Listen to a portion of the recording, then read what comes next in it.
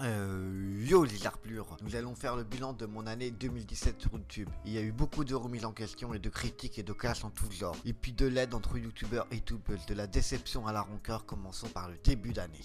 J'ai sorti ma première vidéo en début d'année 2016, qui était censée représenter le putaclic. Mais j'ai coulé comme le Titanic, même plus vite que lui, parce que YouTube m'a montré qu'ici ce n'est pas les bisounours qui gouvernent, mais bien la jungle qui règne. YouTube, comme lui dit Antoine Abel, seuls les plus forts sur leur épingle du jeu et quitte à salir leur image pour pas de des drapeau, pas de patrie et pas de race.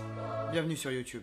Ensuite, j'ai sorti ma critique sur les toppers, là où j'ai commencé à maîtriser le montage, pas avec excellence, mais avec persévérance, on y arrive toujours. Les vidéos étaient coécrites avec ma soeur et corrigées par ses soins. Les retours étaient mitigés. Les vidéos réalisées avec ma soeur sont celles des toppers et sur Periscope. Je ne suis pas doué en écriture, mais il faut bien s'y mettre pour évoluer. Dans le domaine de l'écrit, il faut bien évoluer.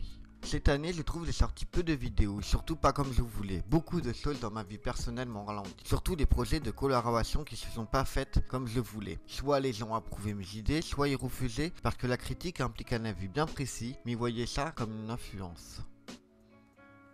La critique, parlons-en. Sachez, c'est pas une chose facile de critiquer. Il faut savoir être juste et précis, chercher les infos là où il faut et rester dans les clous n'est pas chose facile, sachant que dans notre société, tout se passe par les codes, aussi bien en amont dans la vie professionnelle et personnelle. Ces codes vous bloquent vos visions et pour perspectives d'avenir, parce que vous croyez que si vous respectez le conventionnel, vous serez mieux traité. Mais c'est faux. L'école n'est pas la preuve. Chaque action que vous accomplissez n'est qu'une fatalité d'un futur proche.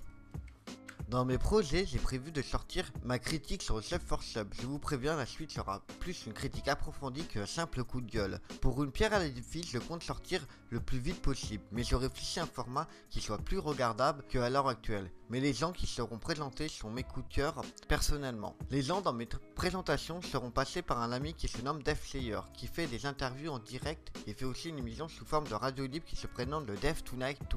Et pour les interviews parisiennes, je vous conseille d'aller voir la chaîne de Cristaclic. Je vous raconte pas plus de mes projets, le reste je vous conseille de vous abonner si vous voulez que les vidéos avec une vision plus différente des choses.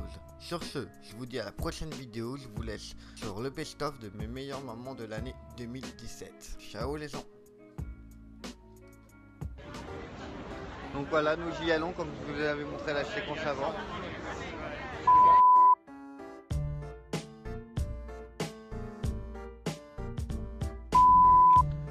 Si la présentation t'a plu, n'hésite pas à t'abonner.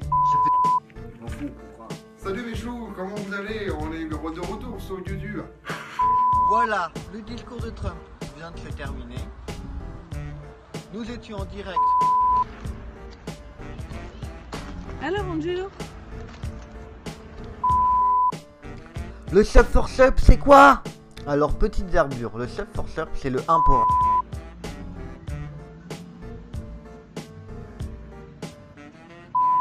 1. Yo les arblures, nous allons faire le bilan de mon année 2017 sur YouTube. Il y a eu beaucoup de projets vidéo, ça, qu'on va faire. Tu vois? Regarde la gueule de déprimé.